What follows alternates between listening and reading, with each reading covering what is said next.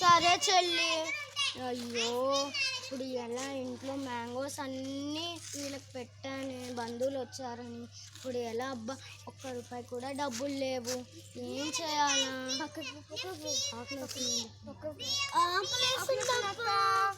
అబ్బా ఇప్పుడు ఏం చేయాలా? వీళ్ళకి అన్నం పెట్టడానికి అన్నం కూడా లేదు, వీళ్ళ డబ్బులకే సరిపోయింది. నాన్న ఇంట్లో అన్నం లేదు నాన్న, ఎందుకంటే మీ బట్టలు తీసుకోవడానికి అయిపోయిందమ్మా 2000, అందుకని డబ్బులు లేవమ్మా. అయ్యో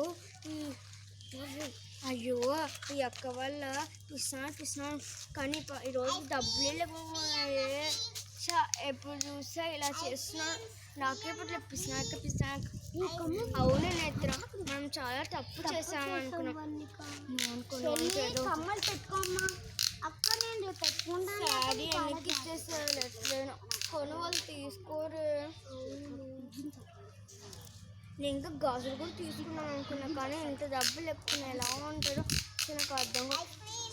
అయ్యో అవును డబ్బులంతా పాపం అక్క నెక్లెసెస్ మన